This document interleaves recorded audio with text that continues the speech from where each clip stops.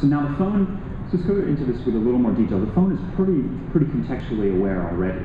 It knows where you are, it knows your contacts, right? I mean, if you use the Google phone, you can see who's actually physically present, ready to chat with you on Android through Google Contacts and so on. You're obviously familiar with this.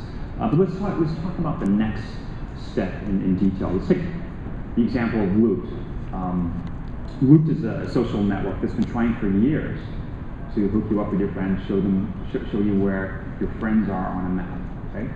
And they have just recently incorporated some of the Open Graph tools to add Facebook's friends to your existing Loop friends in something called Loop Star. Okay? So Loop Star is actually already accessing some of this stuff on mobile. So that when you check into a place with maybe a certain number of your friends on your Facebook friends and Loop friends combined, you will actually maybe be able to get prizes. And so that's something they've already unveiled. What are some of the other things? Can we go into more detail? What can they do when your services and platforms fully rolled out? What can they do more than they're already doing? Yeah, and actually Loop is a fantastic app there. I mean, as you know, one of the very original sort of friend-finding applications, and then some. I think what is really exciting to me when companies like Loop pick up the Open Graph functionality is that it's an indication of people adopting into the vision of what Facebook can deliver. The analogy that I'd like to draw in terms of like some of the more immediate benefits that Loop is probably seeing from their own end is to friend feed. So for those of you who remember from a couple of years ago, there was a small startup by a bunch of ex-Googlers, and that one was Brett Taylor. And they ventured out to create an aggregated friend stream, if you will. And they got to be known very quickly as a startup that like every week rolled out like 20 new features. And they just iterated really, really fast. But despite that, they were still fighting to win users, to actually get more users. FriendFeed just recently in the last year was then acquired by Facebook, but before that happened, Brett Taylor shared this story where he described how up until Facebook Connect, the company was basically fighting to get these additional users. The moment that they added Facebook Connect to their web page, where users could basically with one click sync down all the Facebook friends and invite them to their model, their new user adds jumped by 5x. And this is based on an already existing, very popular product. So, I think the same analogy holds for just about any mobile app out there. I mean, you name the most popular mobile apps out there, it's likely they don't have yet 150 million users, or nearly 500 million users. But if you connect with Facebook and you tap into this social utility, you tap into this platform, all of that becomes available to you, just a simple line of code. And I think that's very compelling for startups and for any mobile company, really. Right. One of the things that we keep hearing about is the problem of discoverability, right? There's 100,000 applications out there, and so if you're on the iPhone, how is an application can you get discovered? Same thing with Android increasingly. So you could potentially be changing the App Store, right? So if I'm looking for apps and there's 3 RSS readers that have the same name, I'm trying to figure out which one's more relevant to me. That I want to pick that's actually better. And then I'd like to know which ones my friends have already tried out, rather than have to go through all the work to do it myself. Yeah. Now, is that something that you can actually help us with, or is it something that we can tap into? Are you going to be the middleman on that, or are you going to work with Apple and Google to actually provide something like that? How does that work? Yeah, I think it's inevitable that these mobile app markets, iPhone, App Store, the Android market, inevitably they will become more social. It's just the way that people are going to discover and engage with content going forward.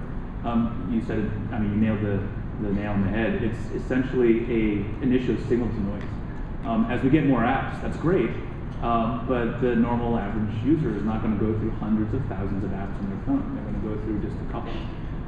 And more so, there's a need for people to have the relevant content, the stuff they're likely going to want to download and purchase, filtered to the top. And I think that social context is going to help. How that's implemented is in really the hands of the app store owners. Right. So, I don't think it's going to be any stretch of the imagination that at some point, all these app stores are going to have social connectivity baked into it. If they want to use Facebook, fantastic. I'm ready to work with them on that, but that's really their call. Yeah, but with Google creating its own social network, it's going to be hard to see them actually working with a platform player, such as yourself. And Apple, I'm not sure what they're going to be doing. But have you had conversations with them?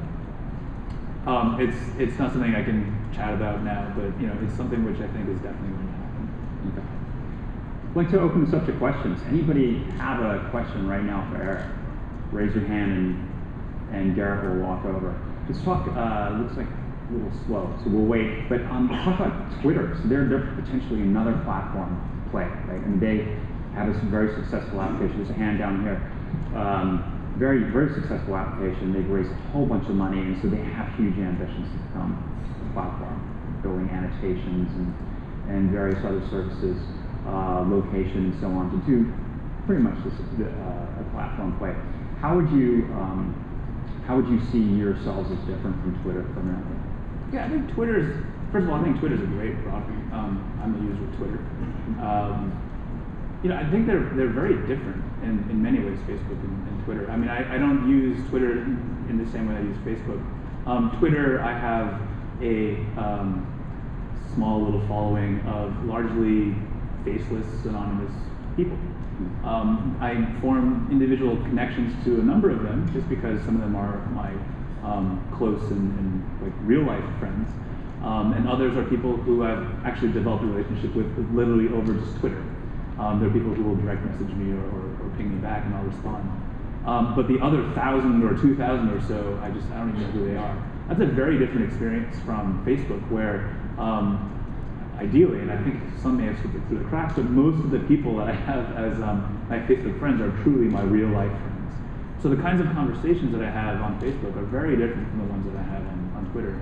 And I think you're just going to see that continue to evolve in very different ways. The use cases that you build for a larger anonymous group are very different from the use cases that you build for a very close personal network that you have on Facebook. Mm-hmm. Question? Garrett? Hey, question please, thank you. Are you the last social network? Seems to be an interesting question for the web. It was Friendster and then MySpace and now Facebook. Can you kind of explore that question? Thank you very much.